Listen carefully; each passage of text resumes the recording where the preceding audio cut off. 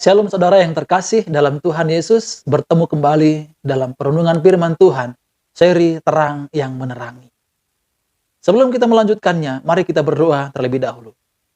Bapa di dalam surga, kami bersyukur oleh karena pagi hari ini kami bisa kembali diberkati Tuhan. Ada hidup yang Tuhan beri, ada nafas yang kami dapatkan, ada hari yang juga bisa kami dapatkan. Maka tolong kami Tuhan untuk bisa menghargai hidup, menghargai hari yang Tuhan sudah beri ini. Kami juga menghargai Tuhan yang sudah memberi hidup bagi kami. Sebentar kami akan merenungkan firman-Mu. Tuhan yang baik, ajarilah kami. Engkau yang menjadi guru agung bagi kami. Dan kami siap untuk diajari Tuhan. Terpujilah nama-Mu dalam nama Tuhan Yesus. Kami sudah berdoa dan bersyukur. Amin. Saudara yang dikasihi Tuhan, kita sudah mengerti tentang bagaimana itu orang yang hidup melakukan kefasikan, hidup melakukan kelaliman. Orang yang melakukan itu adalah orang yang sudah menindas kebenaran Allah. Orang yang melakukan kefasikan, yang melakukan kelaliman adalah orang yang tidak peduli kepada kebenaran Allah. Hari ini kita akan melanjutkannya. Saya akan membacakan firman Tuhan kepada saudara sekalian dari Roma pasal 1 ayat 18. Sebab murka Allah nyata dari sorga atas segala kefasikan dan kelaliman manusia yang menindas kebenaran dengan kelaliman. Satu hal yang kita mengerti lagi dari ayat ini adalah tentang murka Allah. Kita tahu Allah adalah Allah yang maha kasih. Allah yang mengasihi. Allah yang maha adil. Tapi ingatlah saudara yang dikasihi Tuhan, di balik Allah yang maha adil, ada Allah yang maha murka. Saya kira saudara dan saya tidak mau ada dalam murka Allah. Tapi mari kita akan merenungkan kembali bagaimana murka Allah itu. Kalau kita merenungkan bagaimana murka Allah yang sebenarnya. Murka Allah itu ya berbicara tentang hukuman Allah yang kekal di neraka. Saya setuju saudara yang dikasihi Tuhan. Itu murka Allah. Apalagi murka Allah itu?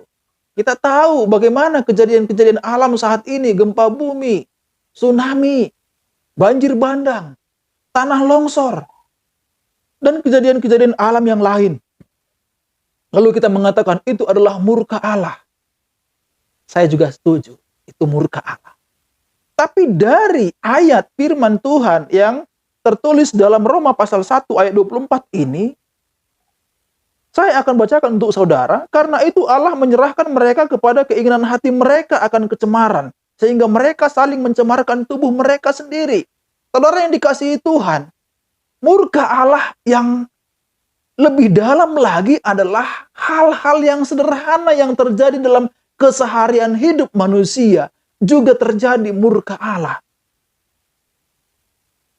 Oleh karena ketidakpedulian manusia kepada kebenaran Allah, Allah murka. Oleh karena manusia menindas kebenaran Allah, Allah juga murka. Apa itu murka Allah? Dikatakan di ayat 24 itu adalah Allah menyerahkan manusia kepada keinginan hati mereka akan kecemaran. Sehingga mereka saling mencemarkan tubuh mereka. Orang-orang yang mencemarkan tubuh mereka sendiri adalah orang-orang yang sedang ada dalam murka Allah. Kecemaran akan kenajisan. Orang yang hidupnya najis akan hidup seksual yang bebas. Hidup seksual yang tidak wajar. Hidup seksual yang tidak normal. Ada banyak orang masih hidup di dalam itu. Iya, itu berarti mereka sedang berada dalam murka Allah. Dan Allah menyerahkan orang-orang tersebut kepada hal itu. Sadar atau tidak sadar saudara yang dikasihi Tuhan. Ketika kita melihat ada perselingkuhan, ketika kita melihat ada pelacuran, bahkan kita mengetahui mungkin di sekeliling kita ada gay, ada homo, ada lesbi. Ingatlah saudara dikasihi Tuhan, firman Allah sedang tergenapi dalam situasi itu adalah murka Allah. Allah menyerahkan mereka kepada situasi itu. Allah menyerahkan mereka kepada keinginan hati mereka akan kecemaran. Saling mencemarkan tubuh mereka. Bapak Ibu Saudara dikasihi Tuhan. Kenapa ada orang yang selingkuh? Kenapa ada orang yang berzina? Kenapa ada orang yang sudah mempunyai istri tetapi mencari pasangan yang lain untuk melampiaskan nafsunya? Lalu menyala-nyala dengan melakukan hubungan seksual dengan orang yang tidak seharusnya dilakukan. Laki-laki dengan laki-laki, suami dengan suami, perempuan dengan perempuan, istri dengan istri. Kenapa ada orang yang keluarganya hancur oleh karena perselingkuhan? Ingatlah, Allah sedang menyerahkan mereka kepada situasi itu. Dan itu adalah murka Allah. Hari ini saudara yang dikasihi Tuhan, sadarlah. Sadarlah akan hal itu bagi saudara yang berada dalam hidup gelap. Hidup dalam pelacuran. Seks yang tidak normal. Sadarlah. Kalau saudara tidak keluar dari itu, saudara akan semakin dalam terjerumus. Kalau saudara tidak mau datang kepada Tuhan, maka saudara tidak akan pernah lepas dari murka Allah itu. Saudara dikasihi Tuhan, mungkin orang-orang yang lain tidak memiliki kasus yang sama. Tidak dalam hal seksual yang bebas. Tidak dalam hal pelacuran, tidak dalam hal kenajisan. Tidak dalam hal homo, tidak dalam hal lesbi, atau pelacuran yang lainnya. Tapi dalam hal lain juga saudara yang dikasihi Tuhan. Saya mau kasih contoh, kenapa ada gereja-gereja yang pecah? Kenapa ada gereja-gereja yang terpisah? Oleh karena bukan hal yang positif, tetapi terpisah oleh karena hal yang negatif. Semuanya karena Allah menyerahkan. Maka saudara yang dikasihi Tuhan, jangan anggap bahwa perkataan ini untuk orang yang tidak bertobat. Perkataan ini juga adalah satu pukulan untuk orang yang bertobat. Karena apa? Ada pendeta-pendeta yang terlibat dalam percekcokan dalam persekutuan gereja. Ada pendeta-pendeta yang ikut juga ambil bagian dalam perkelahian di gereja. Ada pengurus majelis, ada jemaat, ada kaum awam yang juga terlibat dalam perkelahian dalam gereja. Sehingga gereja terpecah. Karena apa?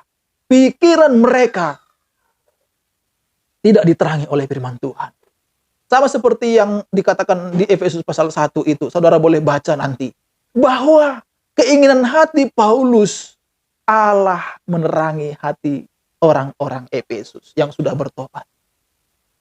Maka hari ini satu pukulan yang besar bagi pendeta-pendeta, jemaat, kaum awam, pengurus gereja. Bahwa apa? Supaya datang kepada Tuhan, supaya tidak terjadi perpecahan dalam gereja. Supaya tidak terjadi perkelahian dalam gereja. Karena apa? Karena hati yang digelapi, karena pikiran yang digelapi, dan murka Allah terjadi. Allah menyerahkan, Allah menyerahkan. Mungkin kita menganggap hal itu hal yang sepele, tapi ini hal yang luar biasa berat, memalukan bagi Tuhan. Allah sedih, Allah sedih. Jangan anggap Tuhan tidak sedih. Sedih. Allah juga kecewa. Tapi karena manusia tidak mau tunduk kepada terang Kristus, Allah mengizinkan semuanya itu terjadi. Allah menyerahkan manusia kepada kecemaran. Kecemaran hidup, kecemaran pikiran, kecemaran hati. Maka hari ini saudara dikasihi Tuhan. Ketika saudara sudah mendengarkan firman Tuhan ini, bukalah hati saudara. Bukalah pikiran saudara. Tinggalkan hidup yang tidak benar di hadapan Tuhan. Tinggalkan hidup yang berasal dari kegelapan. Tinggalkan pikiran-pikiran yang berasal dari kegelapan. Dan izinkan terang Kristus menerangi hati dan pikiran saudara. Menerangi hidup saudara. Karena itu yang Tuhan inginkan. Saudara hidup dalam terang Kristus. Kiranya firman ini menjadi berkat bagi kita. Mari kita berdoa. Tuhan Yesus, kami bersyukur untuk firman-Mu. Engkau mengingatkan kami kembali. Kami semua orang-orang yang belum bertobat, yang masih hidup dalam dosa. Dan juga Tuhan mengingatkan kami semua orang yang sudah bertobat. supaya tetap berada dalam terang. Orang yang belum bertobat mau datang kepada terang. Karena murka Allah akan nyata. Bukan hanya ketika penghakiman terakhir, tetapi di keseharian kami juga murka Allah nyata. Tuhan, izinkan kami menghindari murka Allah itu dengan mau datang kepada Tuhan. Terima kasih Tuhan, terpujilah namamu. Dalam nama Tuhan Yesus kami berdoa dan bersyukur. Amin. Demikian saudara yang dikasihi Tuhan, firman Tuhan yang kita renungkan hari ini. Kiranya menjadi berkat. Shalom.